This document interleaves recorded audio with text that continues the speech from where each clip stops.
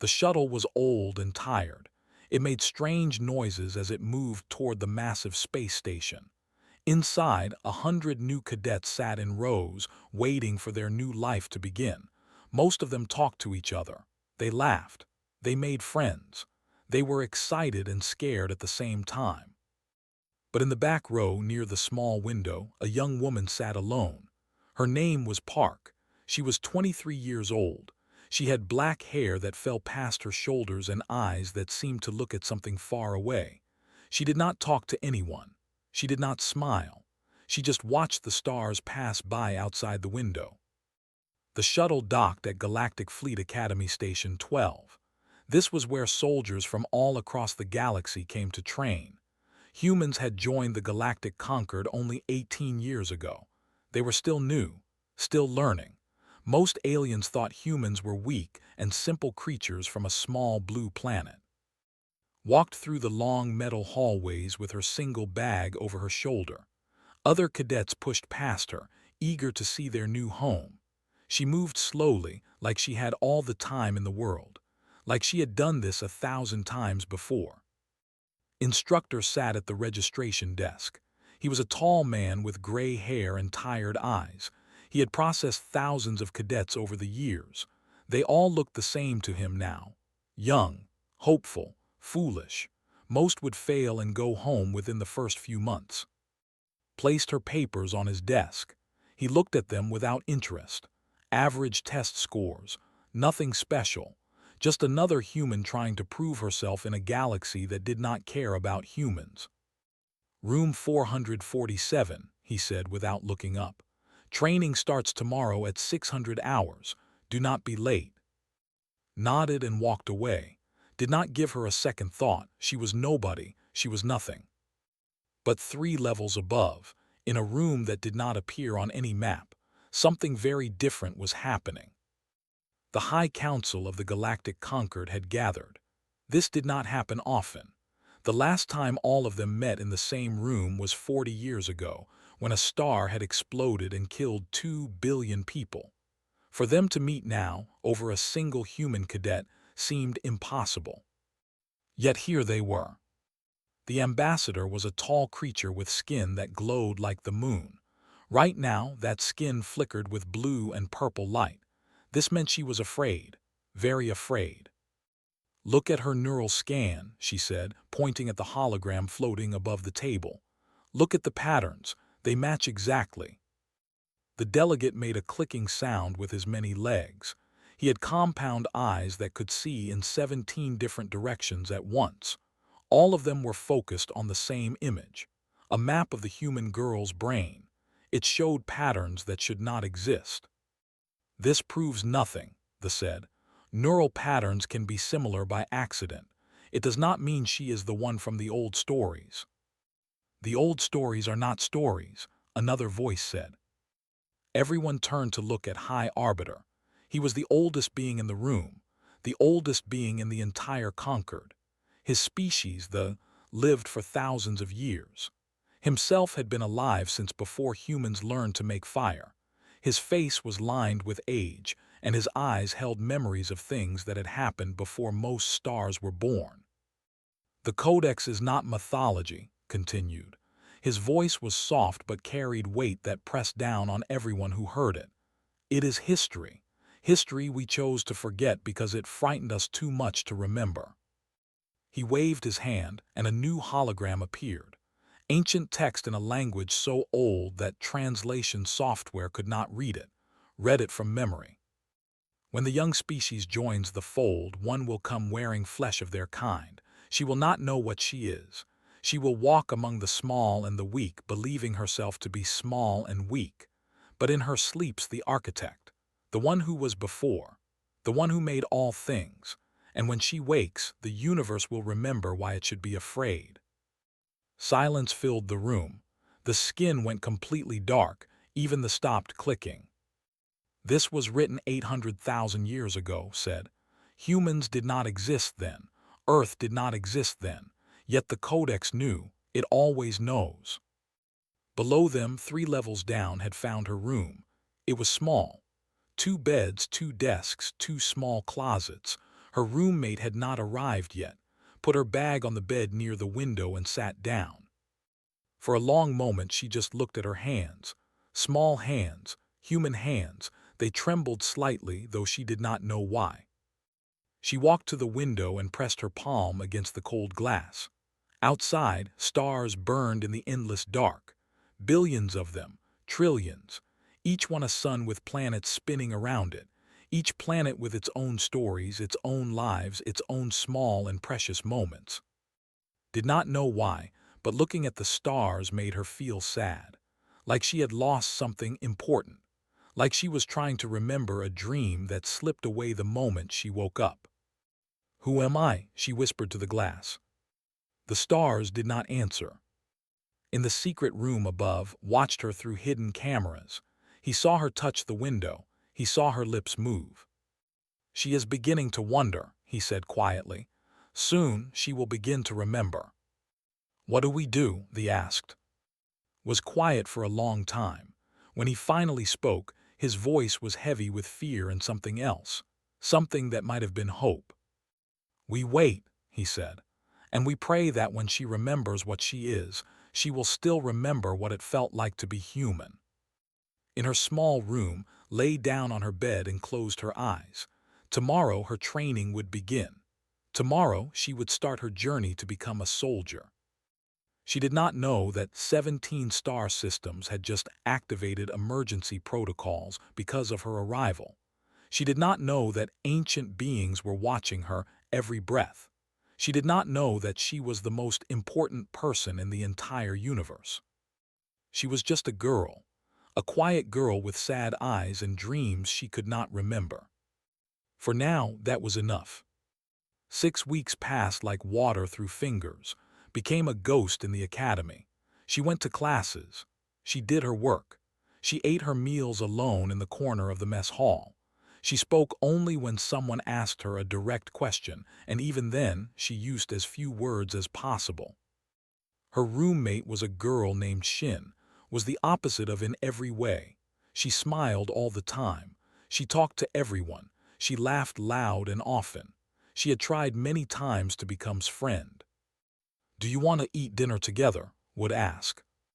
"No thank you," would say. "Do you want to study together?" "No thank you." "Do you want to do anything together?" "No thank you." After 4 weeks, finally gave up. She still smiled at when they passed each other, but she stopped asking. Some people, she decided, simply wanted to be alone. The other cadets did not notice at all. She was invisible, average in everything. Not good enough to praise, not bad enough to criticize. Instructor barely remembered her name. When he looked at his class, his eyes moved over her like she was an empty chair. Then came the combat simulation exam. Every cadet had to take this test. It was famous throughout the academy, famous because it was impossible to win. The computer created a battle scenario where the enemy had 50 ships for every one ship you controlled. The point was not to win. The point was to see how you handled losing. Did you panic? Did you give up? Did you keep fighting even when there was no hope? Cadets usually lasted between 20 and 40 minutes before their entire fleet was destroyed. The Academy record was 53 minutes, set by a commander who later became one of the greatest generals in history. Sat down at the simulation console. The screen glowed blue in front of her. Around her, other cadets were already shouting orders at their screens, watching their ships explode one by one. Looked at the enemy fleet, 50 to 1, thousands of ships against her small group. The computer had designed them to be perfect killers, no weakness, no mercy. She placed her fingers on the controls. Something strange happened to her eyes. For just a moment they seemed to flash with golden light. Then it was gone. Began to move her ships. Instructor was drinking his third coffee of the day when his made an angry sound. He looked at it with annoyance. Probably another cadet crying about unfair scores. But when he saw the alert, his coffee slipped from his fingers and crashed to the floor. Simulation complete. Cadet Park YUNA. Time 11 minutes. CASULTIS, 0, enemy fleet, DESTROYED. Ran to the simulation room. He pushed past confused cadets until he reached console. She was still sitting there, calm and quiet, like she had just finished a boring homework assignment. "This is impossible," said. His voice was shaking. "The simulation is broken. Run it again." Looked at him with those empty eyes. "Okay," she said. She ran it again. This time she finished in 9 minutes. Made her run it 5 more times. Each time she won. Each time faster than before. The last attempt took her only 6 minutes. Not a single one of her ships was scratched. Hal grabbed her shoulders. He had never touched a student before. He had never felt so afraid. These tactics, these formations, they are not in any military database in the galaxy. They should not be possible. How do you know them? Tilted her head slightly. "They were possible once," she said, "a long time ago." "What does that mean? When? Where did you learn this?" But just looked at him with those calm, sad eyes. "I do not know," she said, and somehow believed her. By nightfall, every important person in the station had seen the recordings. By midnight, the High Council had gathered again. The delegate was no longer skeptical. His many legs trembled as he spoke. "She used the broken formation. I saw it clearly. The broken formation was invented by the First Empire. It was lost when the Empire fell. That was 800,000 years before humans existed, before Earth existed. How can she know this?" "Perhaps she found old records," someone suggested weakly. "Perhaps she studied ancient texts." "There are no records," said. His voice was ice. "The broken formation was never written down. It existed only in the minds of the First Empire's commanders. When they died, it died with them. Until now." He pressed a button, and audio from the simulation filled the room. His voice, giving commands to her digital ships. But she was not speaking Galactic Standard. She was not speaking Korean. She was not speaking any language that existed. "Our translation systems cannot identify this language," said. "But I can. I learned it when I was young, from teachers who learned it from their teachers, going back thousands of generations. This is the language of the First Empire, the language of the architects, the language that was spoken before stars had names." He paused and looked at each council member in turn. She called the formation by its true name, a name that has not been spoken aloud in 800, and she spoke it like she was simply remembering something she had forgotten.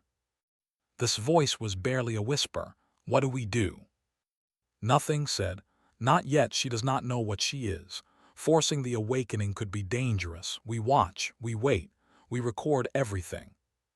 And if she becomes a threat." Was quiet for a long moment.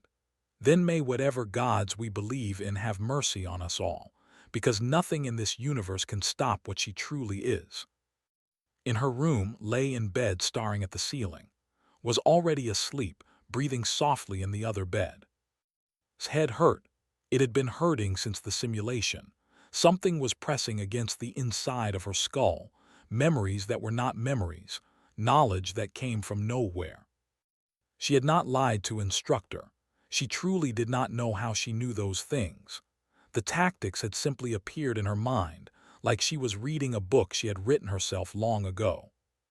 A single tear rolled down her cheek.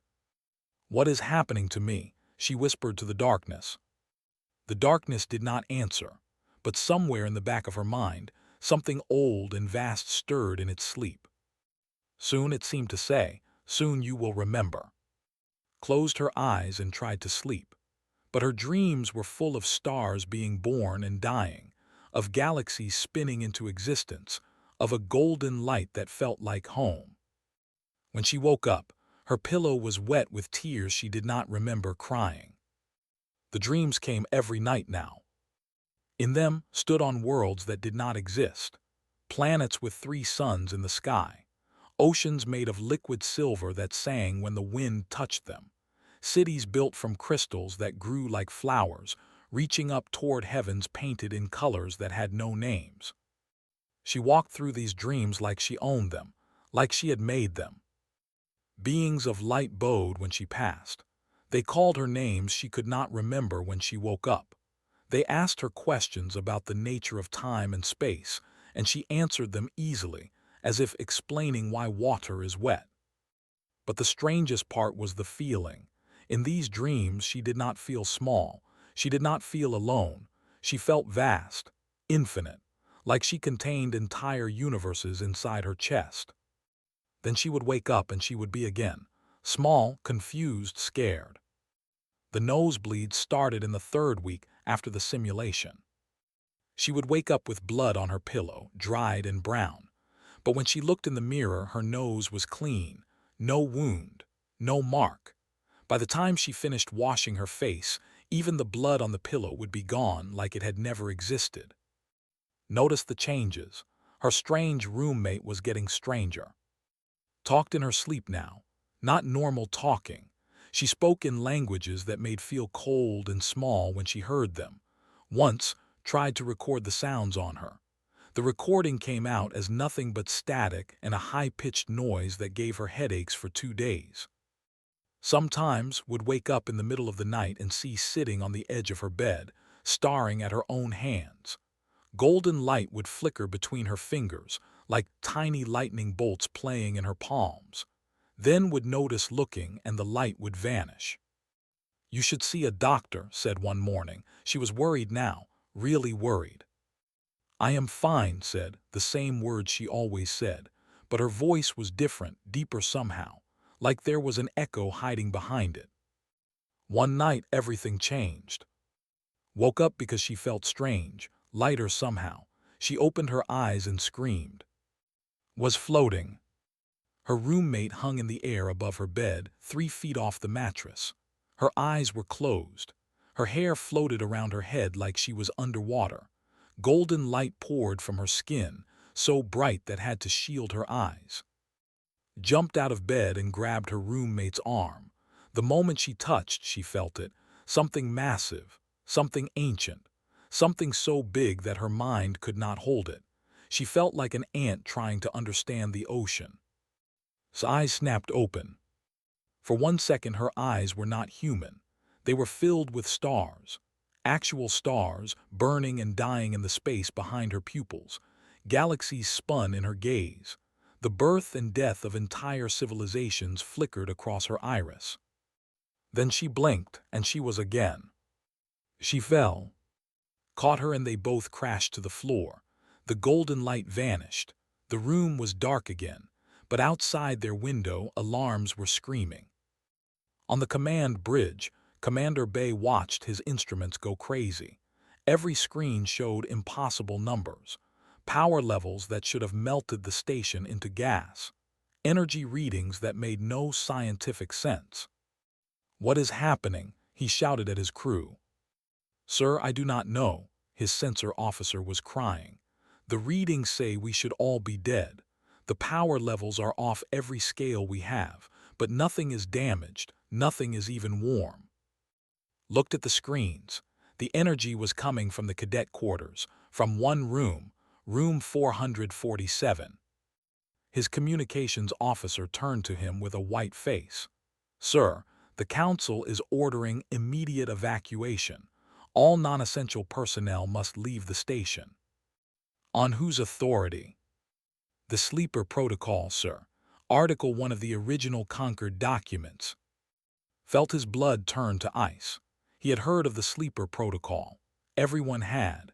It was supposed to be a myth, a scary story that politicians told each other, created by beings who existed before recorded history, meant to activate only if something impossible happened. Something from before the beginning of time. "Start the evacuation," he ordered quietly. In room 447, sat on the floor, her back against her bed. Sat across from her, still shaking. "What was that?" whispered. Looked at her hands. The golden light was still there, but faint now. Tiny sparks dancing between her fingers like shy fireflies. "I do not know," said, but that was a lie. Part of her did know. Part of her had always known. She had just been too afraid to look. She closed her eyes and stopped fighting. She let the memories come. They hit her like a wave made of light and time and the raw stuff of creation. She saw herself standing in darkness before anything existed. She saw herself speaking words that became stars, singing songs that became galaxies, dreaming dreams that became life. She saw herself getting tired, so tired, tired of being alone, tired of being everything. She saw herself choosing to forget, choosing to sleep, choosing to become small and weak and mortal again and again, living millions of lives across billions of years. Because she wanted to know what it felt like, to struggle, to fear, to love someone without knowing if they would love her back. Opened her eyes, tears were streaming down her face. "I remember," she whispered. "I am starting to remember who I am." Reached out and took her hand. The touch was warm and real and human. It grounded in the present. "Who are you?" asked. Looked at her only friend, this simple, kind girl who had never stopped trying to reach her. "I am not sure yet," said honestly, "but I think I am very old, and I think I forgot myself on purpose." Outside, the evacuation alarms continued to scream. Ships were launching from every dock. People were running through corridors, carrying whatever they could grab. But did not move. She just held his hand and waited. "Whatever you are," said firmly, "you are also my roommate, and I do not leave my roommate alone." For the first time in 6 weeks, smiled. A real smile, small and fragile but real. In the observation room above, watched the two girls through his cameras. The human girl holding the hand of something that had created existence itself. "Remarkable," he whispered. "Even now, even as she awakens, she holds onto her humanity. Perhaps there is hope after all." But hope for what, he did not know. The sleeper was waking, and nothing in the universe would ever be the same. They came for her with an army. 12 warships surrounded Station 12. They were the largest ships in the Galactic Concorde's fleet. Each one carried enough weapons to burn a planet to ash. Their guns pointed at the station, ready to fire at any moment. Inside the station, 300 soldiers marched through empty corridors. They wore special armor made to fight things that were not normal, things that broke the laws of nature. Each soldier carried weapons that could hurt beings made of pure energy.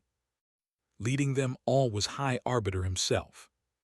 He walked slowly, using a staff that hummed with strange power.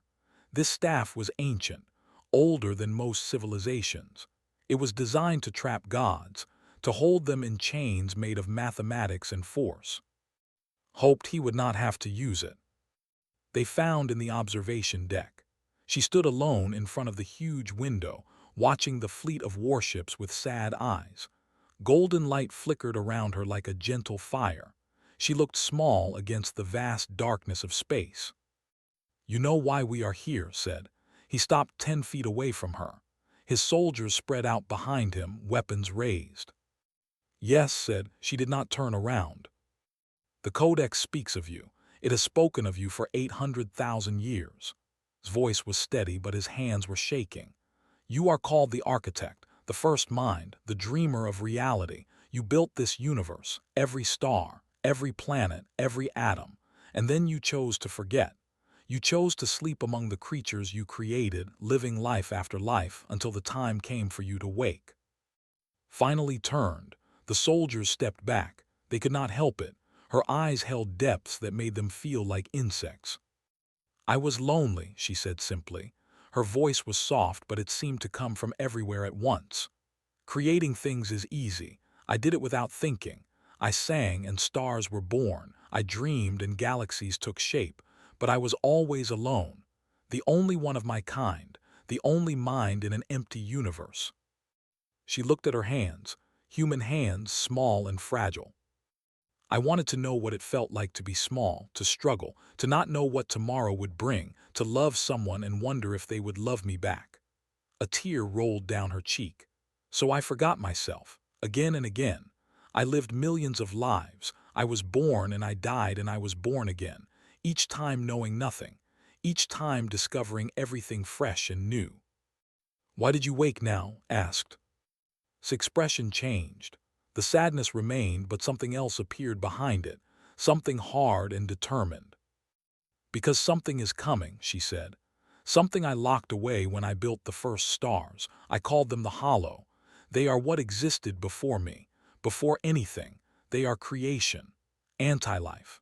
They want to unmake everything I made and return the universe to the nothing it was before I dreamed it into being."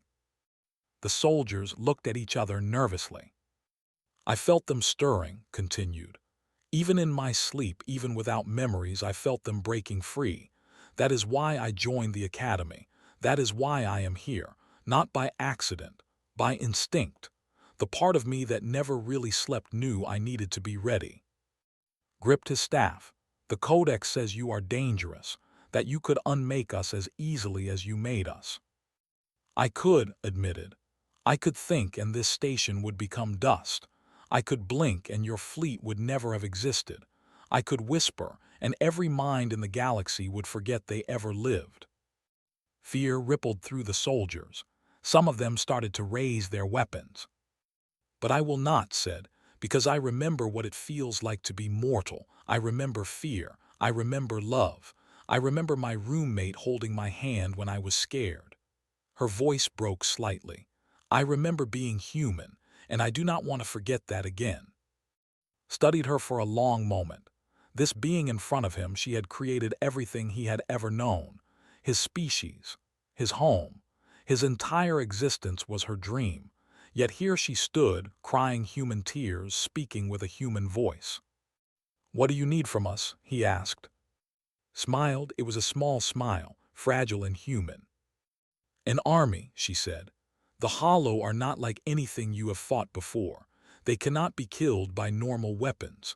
They cannot be stopped by normal tactics. But together, combining what I know with what you have learned, we might have a chance." "You are the architect," one of the soldiers said. "Why do you need us? Why not fight them alone?" Looked at the soldier. He was young, scared, human. "Because that is what I learned in all my lives," she said gently. "Alone I am powerful, but alone I am also empty. Together with others, fighting side by side, we become something greater, something even I could not create by myself, something the Hollow have never faced." She extended her hand toward. "Please," she said, "I am asking, not commanding, not forcing, asking. Will you help me save everything I created, everything we both love?" Looked at the staff in his hands. This weapon that could trap gods. He could try to use it now. He could attempt to lock this being away before she became a threat.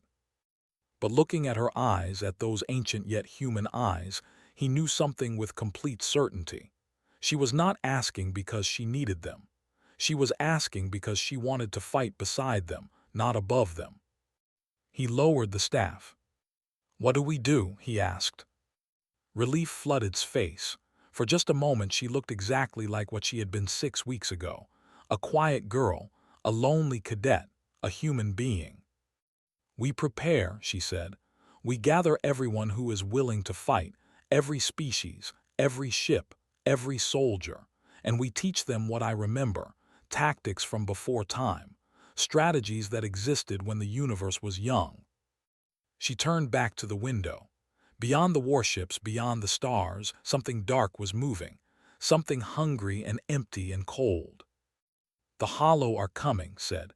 "They will be here soon, and when they arrive, we will show them something they have never seen before." "What is that?" His reflection in the window smiled, a fierce smile, a warrior's smile.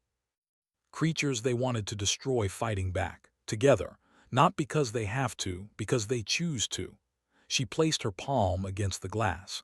"That is something new, something that did not exist before I forgot myself and learned what it meant to be small, and I believe it will be enough."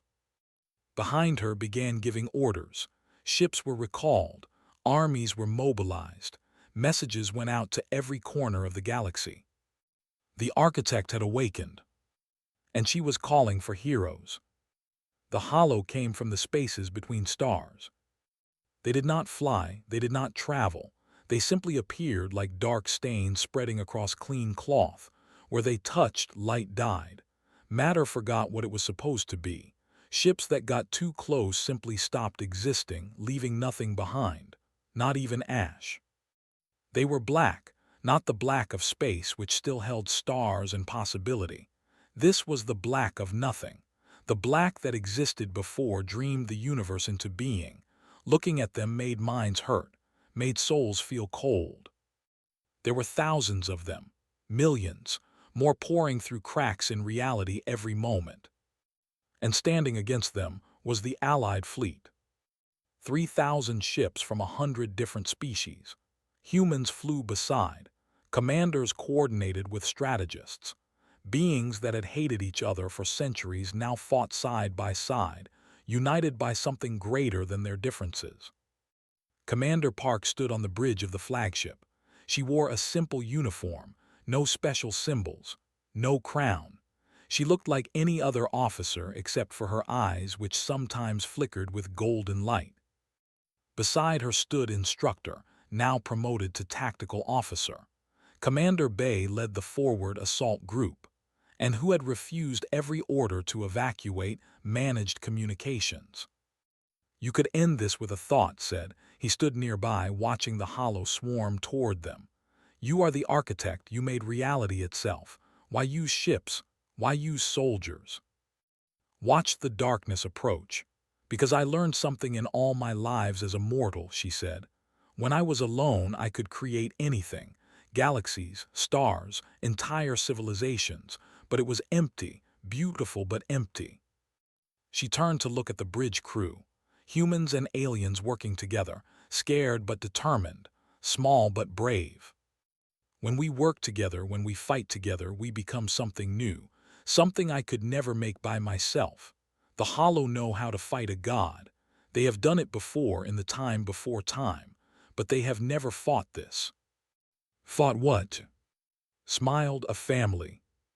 The first wave of Hollow struck the fleet's outer defenses. Ships exploded. Lives ended.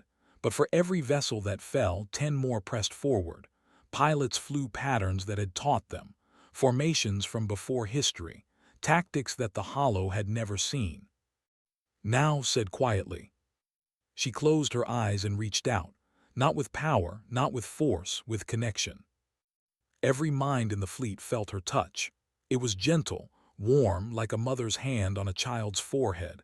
She did not take control. She did not command. She asked, "Will you fight with me?" And the answer came roaring back from 3,000 ships, from millions of soldiers, from 100 species that had put aside their differences to face the darkness together. Yes. The response was so strong that it became something physical. Golden light erupted from the flagship and spread outward, touching every ship in the fleet. It did not make them stronger. It connected them. Every pilot felt what every other pilot felt. Every gunner saw what every other gunner saw. They became one being with 1,000,000 eyes and 1,000,000 hands. The Hollow recoiled. This was new. This was wrong. This was something that should not exist. Opened her eyes. They blazed with the light of creation itself. For everyone who ever lived, she said, her voice carrying across every communication channel in the fleet. For everyone who will ever live. For every small moment of love and fear and hope that makes existence worth having. She raised her hand. Advance. The battle that followed would be remembered forever. Ships moved as one, weaving between Hollow attacks with impossible precision. Weapons fired in perfect coordination, hitting weak points that individual gunners could never have seen alone. And at the center of it all fought, not as a god above the battle, but as a soldier within it. She flew a fighter alongside human pilots. She gave orders in the same voice she had used as a quiet cadet. She bled when debris struck her ship. Because that was the point. That was what the Hollow could never understand. Power meant nothing without connection. Strength meant nothing without love. Hour after hour the battle raged. Ships fell. Heroes died. The Hollow kept coming. But slowly, impossibly, the tide began to turn. The connected fleet moved with a grace that no normal army could match. They protected each other. They sacrificed for each other. They fought not as individuals trying to survive, but as a family refusing to let each other go. And the Hollow, who had existed since before existence, who had waited in darkness for longer than stars had burned, began to break. When the last of them finally fled, screaming back into the nothing between dimensions, the fleet was in ruins. Half the ships were gone. Millions had died. But they had won. Sat alone in the observation deck where everything had begun. The battle was over. The celebrations had started elsewhere, but she needed quiet. Footsteps approached, sat down beside her. So, said after a long silence, "You are basically everything." Laughed a small, tired laugh. I'm also other things, but I am still. Are you going to disappear now? Go back to being cosmic and infinite and stuff? Thought about the question. She remembered all her lives, millions of them, the joy and pain, the love and loss, the incredible gift of not knowing what tomorrow would bring. "No," she said finally. "I think I want to stay. There is still so much I have not experienced, so many lives I have not lived, so many friends I have not made." She looked at this ordinary human girl who had held her hand when she was scared, who had refused to leave her side even when facing the end of everything. "Besides," added, "you said I owe you for making the lights explode that one time. I always pay my debts." Grinned, "Good, because I was thinking we could get dinner later. There is this new place in the station cafeteria. Well, what is left of the cafeteria?" Smiled a real smile, the kind that reached her eyes. "I would like that." They sat together in comfortable silence, watching the stars. The same stars had created so long ago. The same stars that had seemed so cold and distant when she first arrived at the academy. Now they felt like home. Somewhere in the vast machinery of existence, something shifted. The universe itself seemed to sigh with relief. Its creator had woken up. Its creator had fought for it. Its creator had chosen to remain among the small and fragile creatures she loved. And in that choice, something new was born. A universe where the architect walked among her creation, where gods and mortals fought side by side, where the smallest hand could hold infinity. This was not the end of story. It was only the beginning. Far away in the darkness between galaxies, the remaining Hollow waited. They would return someday. They always did. But next time, the universe would be ready. Next time, they would face something that had never existed before. A family of stars. Together. Forever.